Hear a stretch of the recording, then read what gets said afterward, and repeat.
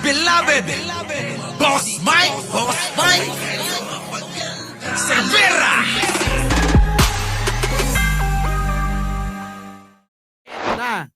Eto na. Dahilan dyan mga kababayan, pasok! Hindi umano hinaharangan ni Pangulong Bongbong Marcos? Ayan na, kita nyo? Ito, pag-aralan nyo kasing maiging mga kakabsat, mga kababayan, mga minamahal, sabi nga ni Mima. Yung mga sinasabi ni Pangulo. Ngayon, iba na naman. Iba na naman yung gustong ipaabot sa inyo. Pakinggan ninyo. Oh, pasok! Hindi umano hinaharangan ni Pangulong Bongbong Marcos ang pag-impeach kay Vice President Sara Duterte. Nako, yan na, kita nyo, mga kababayan. Oh, hindi daw hinaharangan ni Pangulong Bongbong Marcos ang impeachment ni Sara. Ha? Oh, di ba? Oh, tuloy. Tugon niya ni Executive Secretary Lucas Bersamin sa pahayag ng Makabayan Bloc na sinasadya umanong harangan ng Pangulo ang impeachment. Dagdag ni Bersamin, wala sa kamay ng Pangulo, kundi nasa Kamara ang desisyon para i-impeach si Duterte alinsunod sa konstitusyon. Eto yan na nga yung mga kababayan yung sinasabi natin. Bakit ba ginagamit ninyo yung sinasabi ni Pangulo? Yung sinasabi ni Pangulo, suhestyon. Pero mga kababayan, ang magiging desisyon ay wala sa kamay ni Pangulo. Nasa kamay ng Kongreso. Yun. Ha? Nagigets nyo? Kaya pwede ba, wag nyo nang gamitin? Wag nyo nang gamitin yung mga sinasabi ni Pangulo. Yung mga sinasabi ni Pangulo, mala-arkitekto. Mahirap pag-aralan dahil nako mga kababayan, napakaraming plano. Nagets nyo? Si Pangulong Bongbong Marcos, ang mga desisyon nun, mala-arkitekto. Mahirap pag-aralan. Mahirap mabasa. Bakit? Grabe, napakaraming plano. Oh, hindi nyo magigets yun. Malalim ba yung paliwanag ko? Isihan lang natin. Si Pangulong Bongbong Marcos, yung plano nun, sa mga nangyayari at ngayon ganito, mga kababayan, mahirap mabasa, mahirap ma-predict. Hindi natin alam kung paano at kung ano mangyayari sa dulo ng mga issue. Di ba mga kababayan? Sobrang talino! Tuloy! Pawang opinyon lang umano ang mga binitawan ng Pangulo at hindi pagdikta sa Kongreso. Hindi naman kasi pwedeng diktahan ni Pangulong Bongbong Marcos ang Kongreso. Yan matagal na nating sinasabi. Di ba? Si Pangulo, yun kanyang opinion. Opinion yun. Ha? Opinion yun. Di ba? Bakit? Opinion yun. Hindi ka makakapasok doon kapag close yun. Kaya opinion. Ay, nako. mas lalo nating buangin. Yung mga DDS na nandiyan dyan. Di ba? Opinion! Opinion yon! Di ako galit. Hindi kayo makakapasok pag close yun. Tuloy. Lalo't co-equal branch ito ng ehekutibo. Samantala, nagsagawa ng forum ang ilang church group at ilang organisasyon ngayong araw bilang pagsuporta sa magaganap na rally ng iba't ibang sektor sa January 31 sa Liwasang Bonifacio. Panawagan nila, papanagutin at ipapa-impeach ang bise. Nako! Hanggat may nananawagan ng ganyan si Pangulong Bongbong Marcos, nag-iisip ng mga bagay-bagay yan. Mala-arkitekto, sabi ko kanina, nako mga kababayan, mala-engineer na ngayon yan. Diba, Makmak Pablo? Alam yan, hindi ko na masikasong mag-live. Sa totoo lang, sa dami kong trabaho. Oo. Buti pa sila Mac Pablo. Maraming mga oras to. Ako, mga kababayan, hirap na ako. Sa totoo lang, hirap na ako. Kaya yung mga live natin at yung mga upload natin, panoorin nyo ha. Kahit na mga replay na yan. Kasi mga kababayan, yung oras ko talaga na tutuon na sa tunay kong trabaho. Nagagalit na yung mga partner ko. Sabi nila, ikaw ba gusto mo pang maging presidente sa kumpanya? Sabi ko naman nasa inyo na yan. Gusto nyo, palitan nyo na ako O di, benta mo na yung share mo. Pinapabenta na yung share ko, mga kababayan. Sabing ganun, ano ba pinaggagawa mo? Akala tuloy, mga kababayan, mula nung nakilala mo si Jen Angeles, mukhang hindi mo na iniiwan sa bahay nyo. Sabi ko naman, kung alam nyo lang, yung ginagawa ko. Di ba?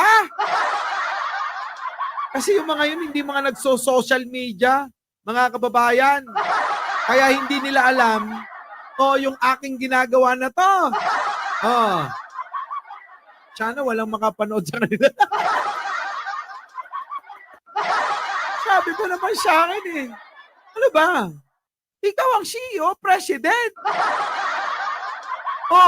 Gusto mo pa ba? O gusto mo nang mapalitan para naman makapag-alagwa tayo sa negosyo? Sabi ko naman, di palitan nyo na ako.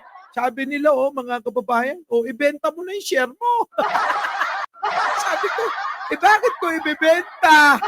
Diba? Kumikita. Biruin mo, kahit natutulog ako, kumikita ako. Tapos ibebenta ko, ano kayo, hilo? Palitan nyo ako, okay lang sa akin nyo. Diba, mga kababayan? Diba, Maring Judy? Pero yung tatanggalin nyo ako, bibilin nyo yung share ko, mauubos ko kagad yun. Dahil kapag nasa akin yung pera, hindi na naman ako mapakali. Kung ano-ano na naman ang bibiling ko. Baka mamaya lahat kayo isama ko na doon sa Europe. Para para masaya tayo, Ang problema, pag uwi natin, patay ako. Yan po mga kababayan, Kaya nga ang Pangulo, mga kababayan. Tignan ninyo. Etong mga Duterte, mga kababayan, wala tong ginawang mabuti. Lahat, sabi ko nga kanina pabrika sila ng ka-fake newsan. Sila may-ari ng fake news company. Fake news company. CEO, president, leader, president uli. Rodrigo Duterte. Yun yung CEO nila sa fake news company. Si Duterte ang CEO. Ang kanilang Chief Executive Officer. Si Digong yun. Diba, mga kababayan? Kita nyo, sample Sample. Pasok. Pirma ng puting ahas ng controversial na vlogger na si Maharlika na di umano'y naghahanda na ang pamilya Marcos ng kanilang pagtakas paalis ng Pilipinas. Ito'y matapos mapag-alamang kumbinsido na ang mga uniformadong kapulisan at militar sa pagiging bangag ni Pangulong Bongbong Marcos. Kita nyo, mga kababayan, kung di ba naman fake news talaga ang dala-dala? Ito yung kumpanya nila, factory ng fake news na produkto. Kita nyo, ang produkto nila fake news. Kaya yung balita ng mga amuyong nila, lahat yan fake news. Walang totoo. Ang totoo lang yung mga pagmumukha niyan. Lahat sila mga mukhang mangmang. Hindi lang mukhang mangmang, mga pangit talaga. Yun, hindi fake news yun. Pero yung balita nila, mga kababayan, hindi lang nanggaling sa kanilang pabrika, kundi galing pa sa mga pagmumukha nila. Diba? Tignan nyo naman yung balita na yan. Tatakas na raw ang pamilya ni Pangulong Bongbong. Dahil daw, etong mga ito, mga kasundaluhan, kapulisan, abay kumbinsido na daw nabangag si Pangulo. Putik na yan. Tapos nagsalita. Yung alin, mga kababayan, Chief AFP, Chief of Staff, Bronner. Anong sabi? Solido ang aming suporta kay Pangulong Bongbong Marcos. Wala naman sinabing digong. Paano nangyari? At gumawa na naman sila ng balitang ganito. Putik talaga, no? Ha? Parang China, maraming fake. Tuloy. At dagdag pa dito ang malawakang korupsyon sa Marcos administration. Tila tama nga ang naging pahayag noon ni dating Pangulong Duterte na magagaya si BBM sa kanyang yumaong ama na si dating Pangulong Ferdinand Marcos Sr. Pakinggan nyo na lang ha, mga kababayan, ha? Hindi atin yung video. Pakinggan nyo ha. na napilitang tumakas sa bansa dahil napatalsik sila sa Malacanang, bunsod ng people power. Kita nyo, mga kababayan, inalantulad na naman kanino? Kay Pangulong Ferdinand Marcos Sr. Ang mangyayari na daw. Kanino? Kay Pangulong Bongbong sa pamilya niya. Kita nyo, mga kababayan, kawalangyaan ng mga yan. Sabi ko sa inyo kung may fake news, ang grupo ni Digong ang magaling dyan. Wala na nga tayong ginawa kundi i-debunk lahat yan.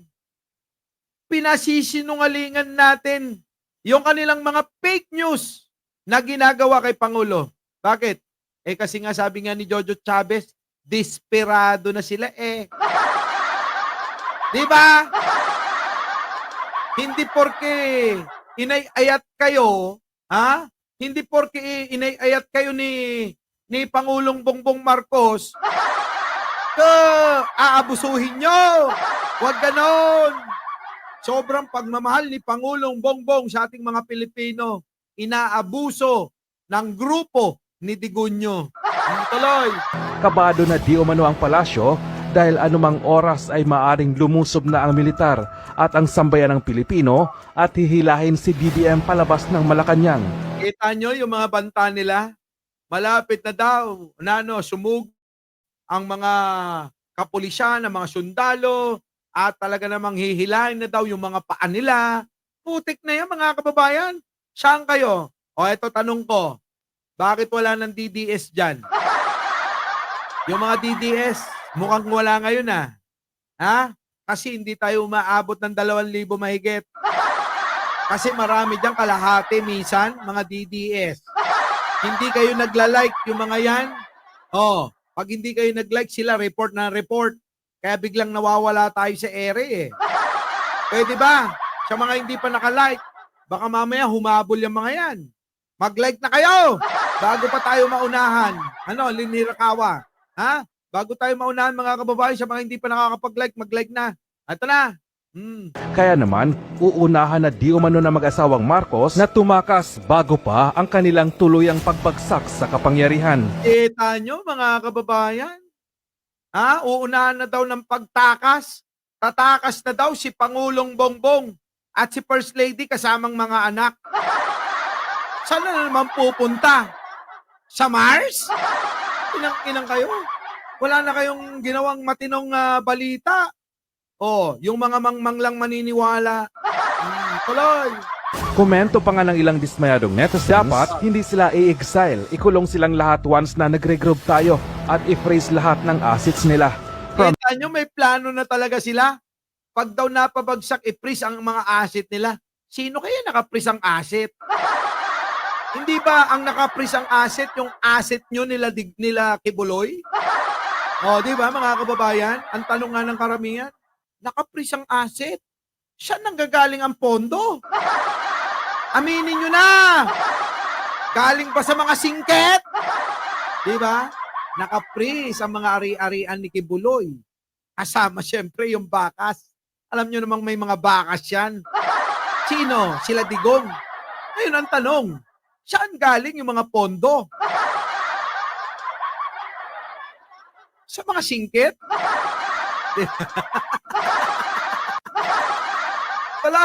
BBM down to corrupt congressmen and corrupt government agencies, secretary and undersecretary at mga bawat kasabwat na civilians.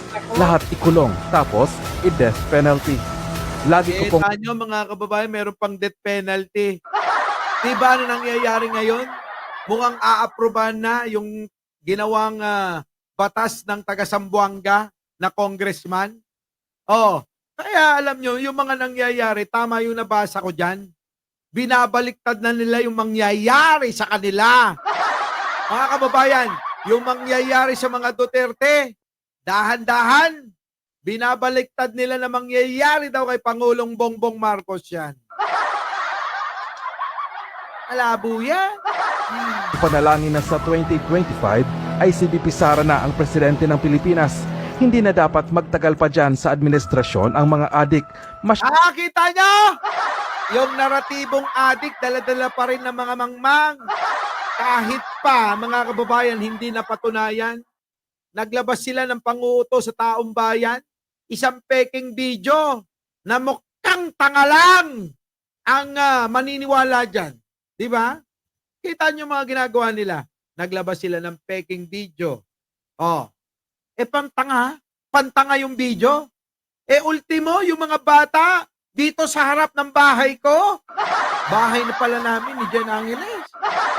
Aba, mga kababayan, mga kinder, elementary, pinakita yung video, mga kababayan. Sabi, peke? Putik na yan. Anong klase? Anong klaseng pag-iisip meron yung mga yan? Diba? O, sabi, magiging presidente na raw si Sara ngayong 2025. Saan? Saan magiging presidente? Laging nasa bundok yan. Baka maging presidente ng mga katutubo. O di kaya yung mga kung sinong nasa bundok. Yun. Dahil dun nagtatago o gumagawa na ng estilo. Para malinlang tayo kapag si Sara ay hinuli na dahil maraming kaso. No? Ganun ba yun? Tuloy. Masyado ng kawawa ang Pilipino sa ginagawa nilang pagnanakaw, pakikipagsabwatan sa mga sindikato ng droga at smugglers.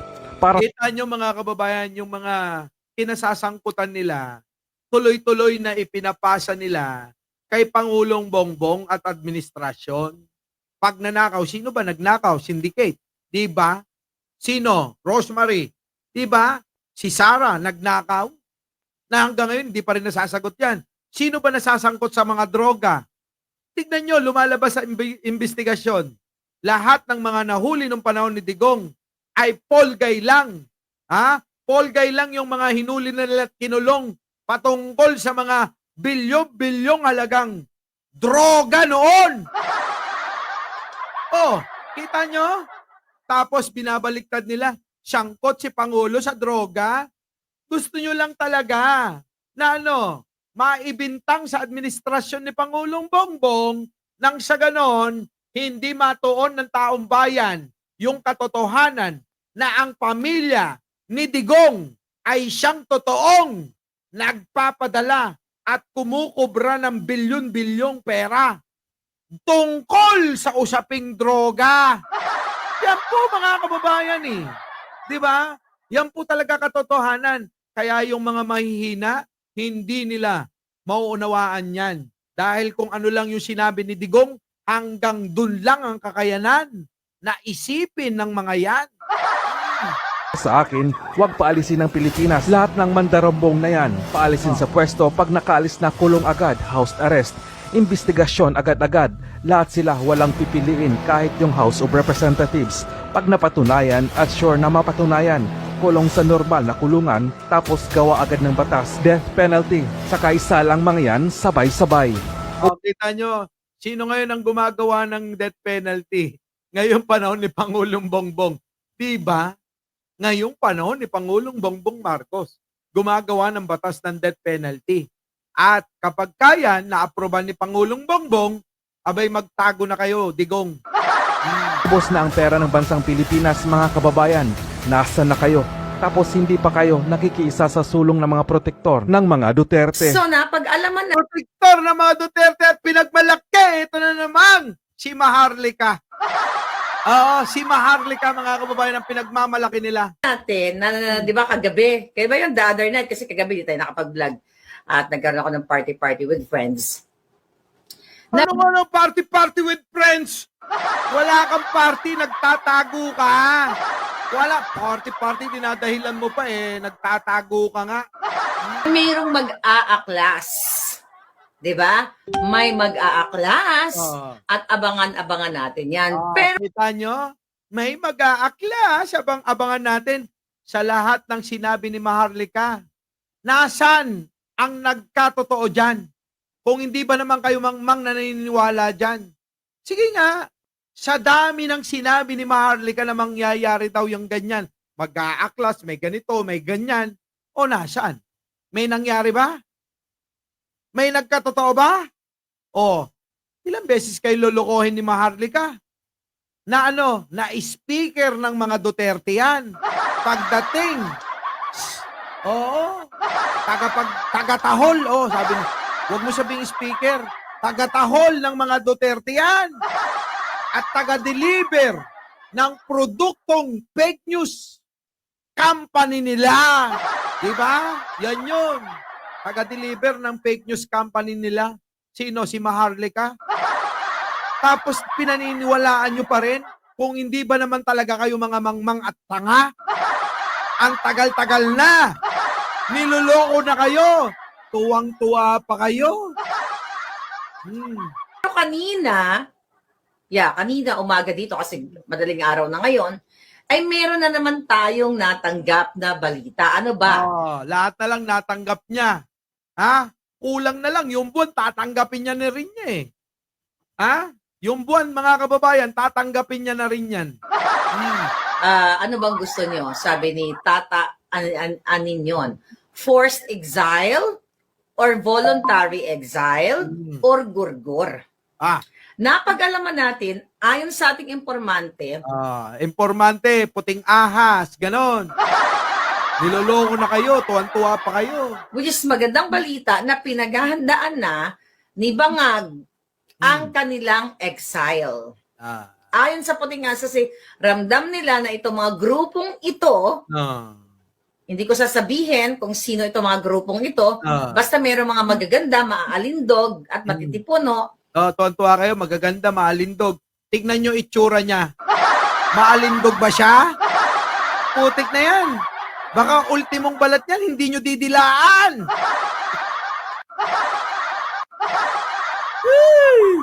Ha? Sino maglalakas ang loob dyan? Maalindog ba si Maharlika?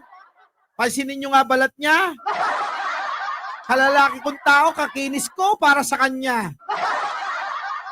Dinaig ko pa yung kutis niya.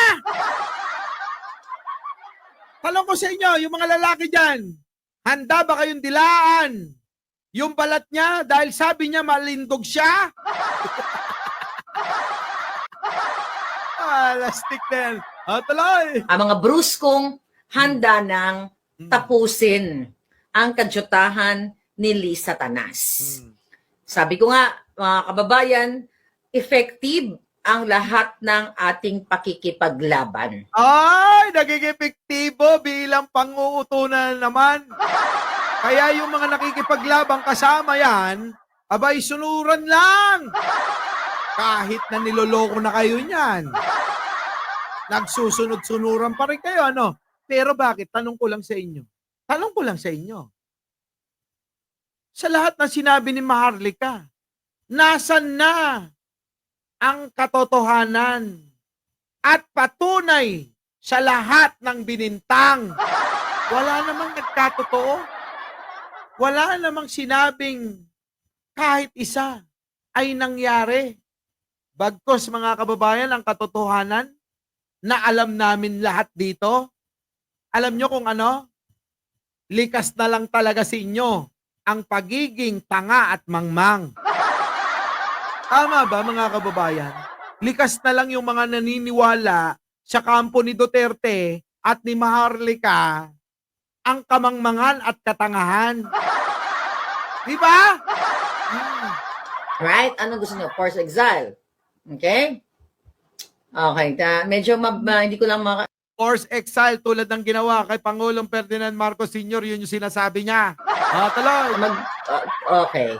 Sige, I don't know, lumit ako, parang ganito na lang ako sa screen. But importante, nakikita niyo ako, di ba?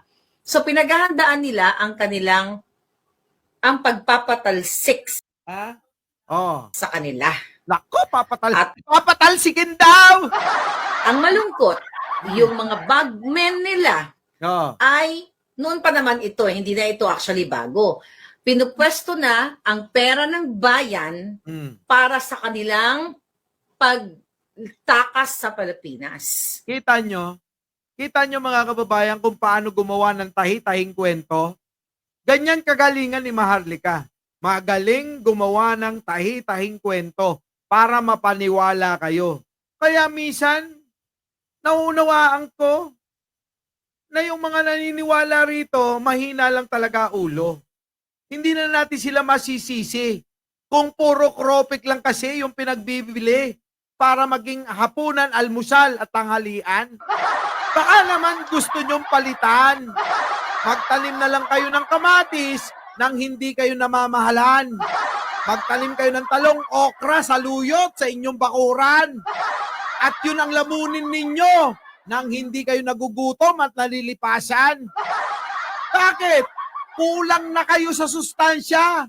Kaya yung utak ninyo, apay, tuyong-tuyo na.